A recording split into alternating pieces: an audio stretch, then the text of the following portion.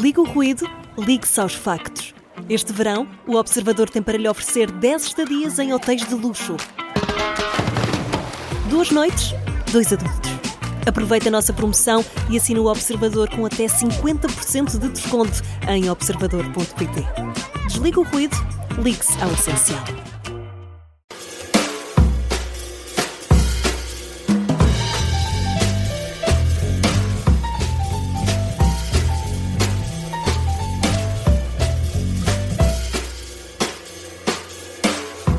Bem-vindos ao Sofá do Parlamento. A Assembleia da República aguarda a contagem dos votos do Círculo da Imigração para poder tomar posse. Ainda assim, há entradas e saídas que já estão decididas e hoje recebemos um dos mais experientes deputados que se despede nesta legislatura, que está nos últimos dias. Bem-vindo, António Filipe. O PCP vai forçar a votação do programa do Governo. Que resultado é que esperam caso a moção de rejeição seja aprovada? Que alternativas é que existem que deem estabilidade ao país e que não passem por Luís Montenegro e pela AD? Viva, boa tarde para si, para os ouvintes. Não há nenhuma expectativa com a apresentação desta moção de rejeição de que isso possa levar à queda do Executivo. O que há é, de facto,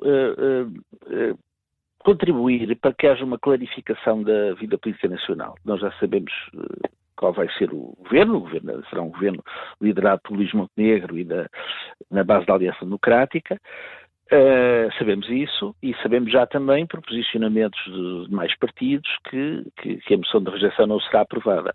Mas nós entendemos que é útil que haja uma votação, porque a Constituição Portuguesa tem esta originalidade, é que relativamente à generalidade das constituições existentes em países em que a subsistência do governo assente na confiança do Parlamento, em que há uma votação do programa do governo. Por isso é que nós vimos, designadamente há muito pouco tempo na Alemanha, um tempo de espera significativo para que os partidos conseguissem chegar a um acordo que permitisse dar uma maioria. Mas não havendo um bloco alternativo, o mais sensato não é deixar o governo que ganha tomar posse? Não, o governo que ganha vai tomar posse. Agora, é que é útil, é que quando acaba a discussão do programa do governo, haja um posicionamento dos partidos relativamente a ele. Portanto, o objetivo é comprometer, o objetivo será comprometer os partidos. Vimos, por exemplo, como aconteceu na Madeira e nos Açores, em que não existe esta possibilidade, a Constituição tem 2 pesos e 2 medidas. Ou seja, relativamente à Assembleia da República permite que o programa do governo não seja votado, enquanto que nas regiões autónomas os programas do governo têm que ser votados, e por isso é que o PSD na Madeira teve que encontrar acordos que permitem prévios à formação do governo para obter a confiança do Parlamento. Ora bem, nós aqui, a Constituição permite que o governo faça apenas o debate, não haja nenhuma votação e a vida continua e o governo entra em funções. E nós achamos que é importante, no momento em que se discute o programa do governo, que haja uma votação sobre ele. E a única forma de forçar a que isso aconteça é apresentar uma moção de rejeição. E, portanto, o que nós queremos saber, o PCP não é tabu nenhum, ao apresentar a moção de rejeição, vai votar a favor da moção de rejeição e, portanto, vai votar contra o programa do governo, e os portugueses têm o direito de saber, no fim desse debate, quem é que viabiliza o governo e quem é que se opõe a ele. Essa clarificação é importante, porque senão saímos daqui e ninguém sabe, toda a gente vai dizer que está na oposição, mas o que é certo é que o governo fica. E portanto, o que significa que há oposições e oposições. E é porque isso fique claro que é importante que haja uma votação. Até porque a maioria das pessoas pensa que há uma votação. Quando eu digo a alguém que o programa do governo não é votado, as pessoas manifestam alguma surpresa. As pessoas que não estão muito por dentro destas questões constitucionais ficam com alguma surpresa, porque quando as pessoas dizem que o programa do governo passou no Parlamento, as pessoas pensam que há uma votação. Ora bem, só há votação porque o PCP apresenta a moção de rejeição, senão não havia. Interessa ao PCP particularmente saber como vai o PS votar, comprometer o Partido Socialista, tendo em conta que o PS viabilizou o programa há um ano e tendo em conta também os resultados eleitorais, já disse que será um garante de estabilidade. O que é que esta postura e este voto do Partido Socialista diz sobre o atual PS? Eu diria que se o Partido Socialista não votar favoravelmente a moção de rejeição não é propriamente novidade relativamente ao que o PS fez no passado, não é? Porque o PS fez o mesmo há um ano atrás, quando o PCP também apresentou uma moção de rejeição, não a viabilizou, e depois viabilizou o Orçamento de Estado proposto pelo Governo da AD. E, portanto, isso só votou contra a moção de confiança, porque tinha dito previamente que o faria e ainda apelou ao Governo para que a retirasse. Portanto, não é surpreendente aí. Mas assim as coisas ficam claras, ou seja, ficamos a saber que o Governo é um Governo da AD viabilizado na Assembleia da República pelo PS. Podia não ser assim. Podia ser por outro partido, mas vamos ver. E, portanto, vamos ver como é que os partidos à direita, designadamente, se vão posicionar em relação ao programa do Governo. A rejeição desta moção de censura ao programa do Governo por parte do PS ajuda a colocar o Chega como líder da oposição? Eu creio que há um ano atrás, quando o PS se disponibilizou para viabilizar o Orçamento de Estado proposto pelo Governo da AD, deu ao Chega uma oportunidade, que foi continuar a fingir que era da oposição. O que, aliás, trouxe grandes proveitos. É a minha convicção de que se o Partido Socialista não se tivesse disponibilizado para viabilizar o Orçamento de Estado, que seria o Chega a fazê-lo. É essa a minha convicção. O Partido Socialista deu essa possibilidade ao Chega de continuar a fingir que era da oposição, o que lhe trouxe, aliás, grandes proventos eleitorais, como aliás, nos apercebemos. E, portanto, se o Partido Socialista quiser continuar nessa linha, enfim, é uma responsabilidade sua. Da parte do PCP, nós não vamos fingir nada e, portanto, assim como nos opusemos ao governo da AD no ano passado, iremos fazê-lo outra vez este ano. O que é que espera da AD neste novo quadro parlamentar? Que continua a procurar no PS o parceiro preferencial, ou entende-se que, se o Chega for líder da oposição, a AD procure no Chega esse parceiro, por exemplo, para aprovar orçamentos de Estado? Eu acho que a AD não fez isso, ou seja, eu acho que o Partido Socialista é que o permitiu, porque nós vimos que em muitas coisas houve grandes cedências, pelo menos no discurso, relativamente à extrema-direita, designadamente em matéria de imigração, em matéria de querer responsabilizar a imigração por supostos aumentos da criminalidade inexistentes. Enfim, houve uma tentativa da parte do governo AD de se aproximar, pelo menos no discurso e em alguma prática política também, em alguns aspectos, relativamente à extrema-direita, procurando até preencher a sua agenda, o que torna, aliás, mais incompreensível a forma como o Partido Socialista acabou por ser o principal sustentáculo formal, não é, da política do governo, designadamente ao ter negociado o seu apoio ao Orçamento de Estado. E, portanto, deu ao Chega a grande possibilidade de continuar a fingir que era uma oposição, como se a direita fosse oposição a si própria, e com o risco de se prosseguir, não é? De continuarmos a ter um Chega a fingir que é a oposição à direita, quando na verdade não é. Obviamente é o partido que tem a agenda porventura mais à direita do quadro político português.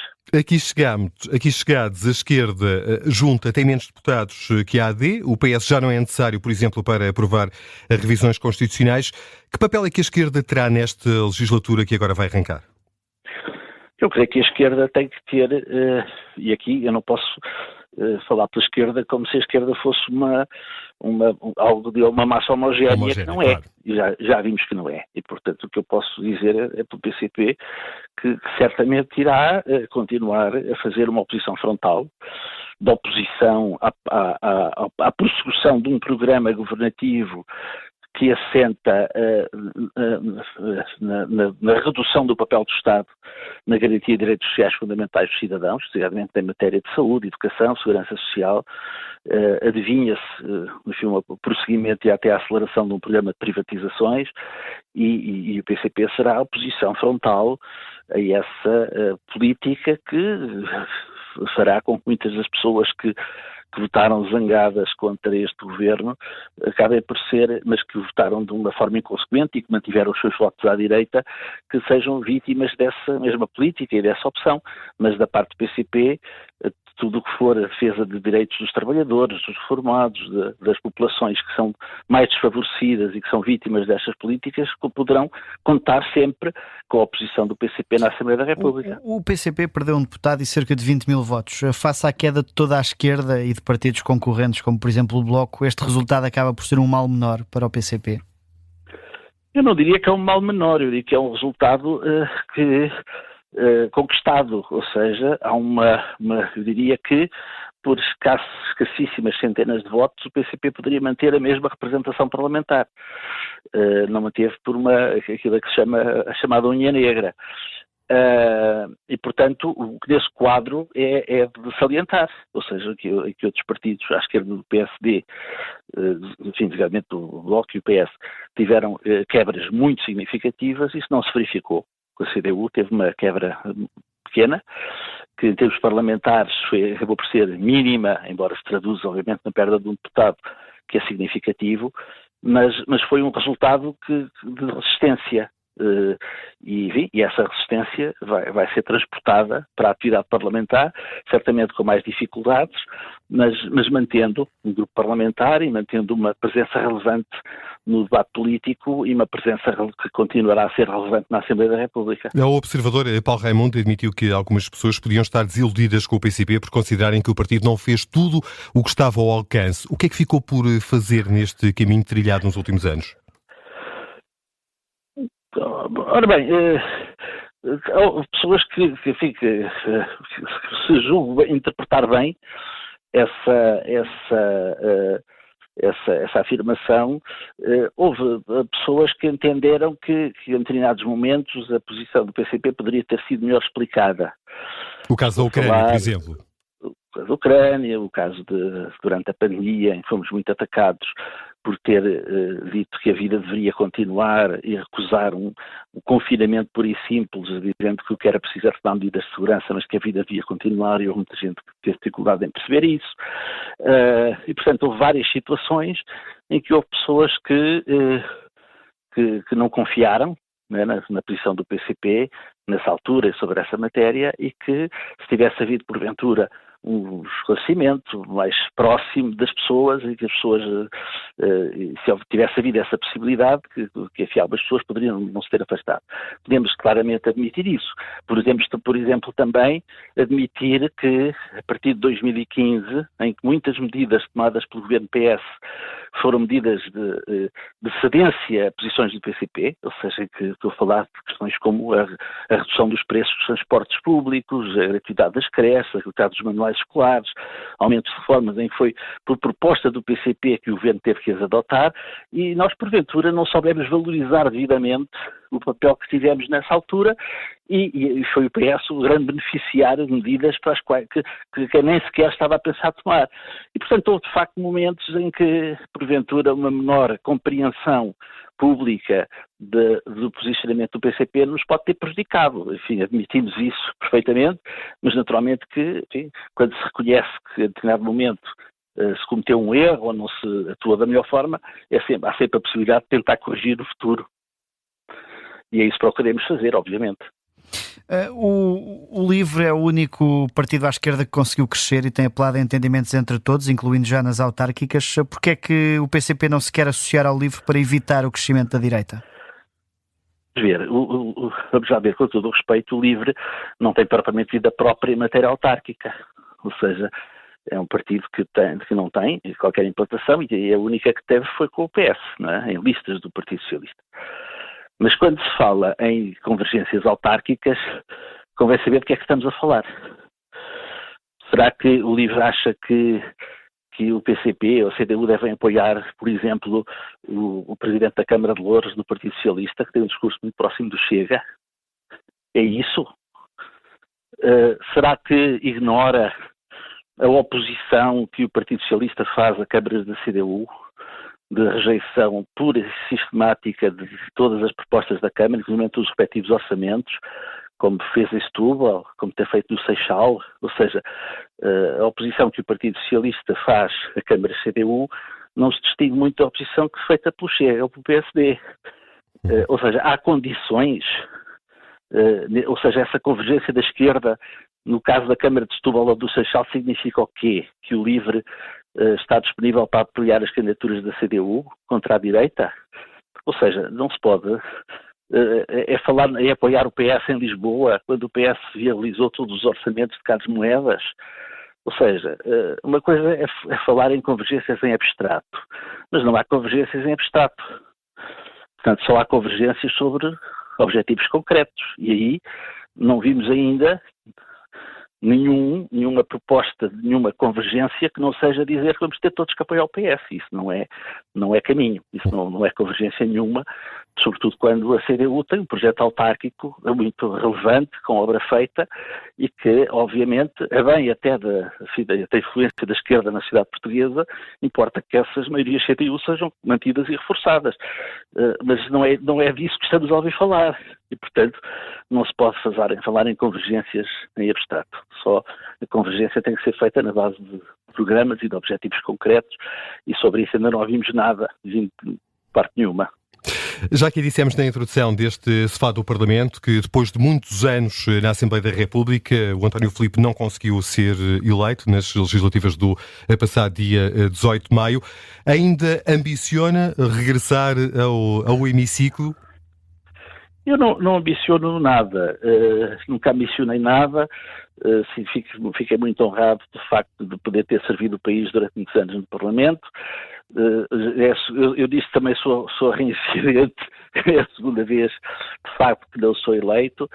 Quando eu fui eleito a primeira vez, disse na altura que estava fora de qualquer perspectiva, pensava que não ia voltar ao Parlamento. Por isso agora não se atravessa. E, portanto, é melhor estas coisas, é melhor estarmos calados, não é? Não sabemos nunca o que é que a vida nos traz, mas devo dizer que continuarei a minha luta política. Enfim, sou membro do Comitê Central do PCP e tal como aconteceu da outra vez, encontrei forma de continuar a ter uma intervenção política que eu, enfim, espero que seja relevante, enquanto se considerar que a minha intervenção é útil ao meu partido, eu continuei de facto a ter uma intervenção, não dentro, mas fora da Assembleia da República. António Filipe, nós temos aqui um segmento final deste nosso programa que se chama Defesa da Honra. Vamos a ele. Cada palavra para que efeito? Para a defesa da honra, Sr. Presidente. O PCP acredita que as autárquicas serão manifestamente diferentes das eleições, disse o Paulo Raimundo, das legislativas, disse Paulo Raimundo recentemente no Palácio de Belém. Caso o PCP não consiga manter as autarquias que lidera e o Chega entre definitivamente no mapa autárquico, como é que fica o PCP e a esquerda portuguesa? Bem, eu diria que se isso acontecer, as populações ficam pior, seguramente. Mas é evidente que não há uma relação direta entre os resultados das legislativas e das autárquicas, isso há muitos anos, porque se nós fizéssemos uma transposição dos resultados das legislativas, enfim, não haveria municípios de maioria CDU e sabemos que em autárquicas há 19 municípios de maioria CDU. Portanto, não há uma relação direta, até porque a relação das pessoas com a autarquia é diferente da relação que têm com os partidos em geral ou com eleições legislativas. E, portanto, o objetivo da CDU nas próximas eleições é manter as maiorias e, se possível, conquistar outras. Não nos parece que seja impossível e também não damos como adquirido, embora assim não seja de excluir, como é óbvio, que o Chega possa ganhar alguma Câmara, mas à partida não nos parece que seja um dado adquirido que isso venha a acontecer. Não é? E, portanto, mesmo em autarquias em que o Chega foi mais votado em eleições legislativas, a CDU está lá para disputar a maioria na Câmara Municipal, porque, de facto, as eleições têm lógicas diferentes e, como disse há pouco, a CDU tem um projeto autárquico muito reconhecido pelas populações e, portanto, esperamos manter que essa diferença se mantenha e que haja uma confirmação da confiança que muitos cidadãos têm vindo a manifestar na CDU. António Filipe, muito obrigado pela disponibilidade para se juntar a esta edição do Sofá do Parlamento aqui na Rádio Observador.